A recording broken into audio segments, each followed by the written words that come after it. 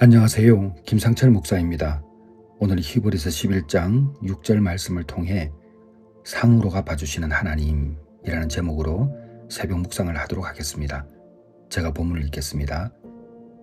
믿음이 없이는 하나님을 기쁘시게 하지 못하나니 하나님께 나아가는 자는 반드시 그가 계신 것과 또한 그가 자기를 찾는 자들에게 상 주시는 이심을 믿어야 할지니라. 아멘. 주일에도 말씀을 전했듯이 우리가 마음에 소원을 두고 살아갈 때에 어떤 상황에서 이겨내기 위해서는 사랑을 해야 하고 그 사랑은 주님을 먼저 사랑해야 된다고 말씀을 드렸습니다. 그리고 동시에 인내하는 것이 얼마나 중요한지 계속 전했는데 오늘 새벽 묵상도 이와 연관이 있습니다. 오늘 본문 히브리서 11장 6절에서 히브리서 기자는 분명히 말하고 있죠. 믿음이 없이는 하나님을 기쁘시게 하지 못한다. 여기서 말하는 믿음은 단순히 하나님이 존재한다는 사실 이 정도를 인정하는 게 아닙니다. 우리가 그 하나님께 나아가는 그 믿음을 말하는 것입니다. 그래서 이 두 가지를 말할 수가 있죠. 하나는 하나님이 살아계신 것, 또 하나는 하나님께서는 찾는 자에게 상을 주시는 분이라는 것입니다. 그런데 많은 사람들이 첫 번째는 믿지만 두 번째에서 흔들립니다. 진짜 하나님께서 나를 돌보시는 것일까? 내 기도는 왜 응답받지 못하는 것일까? 왜 나는 이렇게 오래 걸려야 될까? 다른 사람은 빠른데 나는 왜 느린가? 이러한 질문이 길어지면 사람은 누구를 막론하고 쉽게 좌절합니다. 그리고 그 좌절의 시간이 길어지면 믿음이 약해지고 결국은 하나님을 멀리하게 되죠. 이러한 분들이 수도 없이 많습니다. 자, 그때 우리는 성경을 봐야 되죠. 뭐라고 기록되어 있습니까? 믿음은 단순한 확신이 아니라 기다림 속에서 증명되어지는 것이다 라고 말하고 있습니다.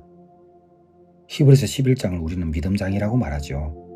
그런데 그 내용을 자세히 보면은 기적의 이야기보다는 인내의 이야기가 더 많습니다. 아브라함은 약속을 받고도 오랜 세월을 기다리죠. 요셉은 꿈을 꾸지만 감옥에서 지내야 하는 시간들이 있었습니다. 그리고 모세는 약속의 땅을 바라보면서도 광야를 40년 동안 걸어야 했습니다. 이처럼 믿음의 사람들의 공통점이 있습니다. 하나님을 믿는 동안에도 현실은 쉽지 않다는 것입니다. 그래서 믿음의 가장 큰 시험은 고난이 아닙니다. 기다리는 것이죠. 언제 끝날지도 모르는 그 기다림이 진짜 큰 시험입니다. 사람은 고난을 버틸 수 있을까요? 예, 있습니다. 그런데 앞서 말씀드렸지만 언제 끝날지 모르는 이 기다림이 정말 어렵습니다. 그래서 이렇게 말하죠. 나는 믿었는데 왜 변화가 없는 것일까? 기도했는데 왜 아직도 이대로인가? 여러분도 많이 기도해 보셨죠? 그래서 이때 우리는 하나님을 생각해 보는 겁니다. 하나님께서는 우리에게 즉각적인 결과를 바라보는 그 믿음을 원하시지 않습니다. 인내하며 참고 기다리는 그 믿음을 원하신다는 것 여러분 아셔야 합니다. 앞서도 말씀드렸듯이 믿음이 약해지는 그 순간은 기도 응답이 늦어질 때 찾아옵니다. 하나님께서 침묵하시는 것처럼 느껴질 때 내가 외면당하고 있다는 것에 대한 슬픔이 찾아옵니다. 그와 동시에 진짜 내가 바로 믿고 있나? 하나님이 살아계신가? 이런 질문들이 생깁니다. 자, 근데 오늘 본문에 뭐라고 되어 있습니까? 하나님을 찾는 자에게 상 주시는 분이다. 찾는 자. 이것은 계속 찾는 사람, 멈추지 않는 사람을 말합니다. 하나님께서는 한 번 찾는 사람에게 상을 주시는 것이 아니라 계속 찾는 사람에게 상을 약속하셨습니다. 그래서 하나님은 우리의 믿음을 시험하시는 게 아니죠. 우리의 믿음을 자라게 하시는 그 과정 속에 우리를 두십니다. 기다리는 시간을 통해서입니다. 그래서 하나님께서 침묵하시는 시간은 하나님이 안 계신 시간이 아니고 여전히 하나님께서 우리를 주목하고 계시는 그 시간인 것입니다. 그런데 우리가 가족을 이루고 살아갈 때에 나는 그 믿음을 가지고 있다고 하지만 가족의 구성원이 그 믿음이 없을 때가 있죠. 그러면 여전히 기도응답은 또 더디죠. 어떻게 해야 될까? 이것도 우리의 과제입니다. 오늘날 우리 주변에는 믿음을 잃어가는 가족들이 너무 많거든요. 기도하다가 지친 사람, 교회에 실망한 사람, 하나님을 믿지만 삶이 너무 힘들어서 도저히 교회 갈 용기도 없는 사람, 그리고 하나님께 화가 나 있는 사람.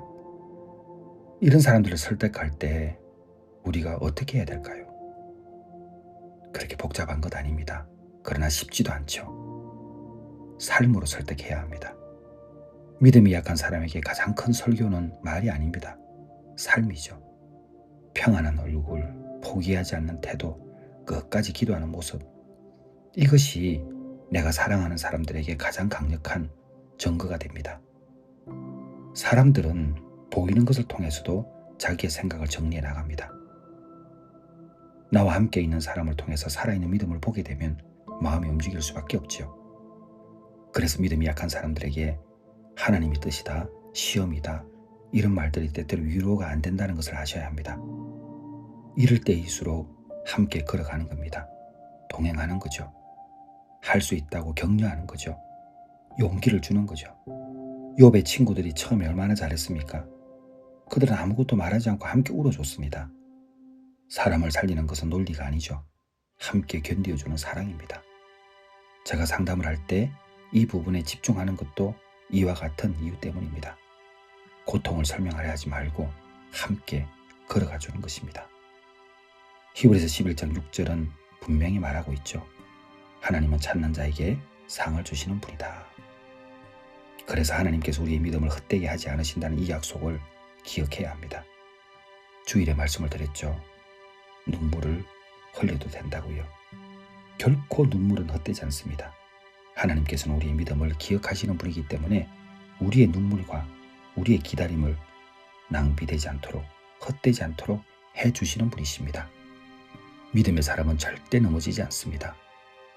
행여 넘어져도 하나님을 떠나지 않습니다. 믿음이 흔들릴 수 있죠. 기도도 약해질 수 있습니다. 그리고 내 마음이 황폐하게 지칠 수도 있습니다.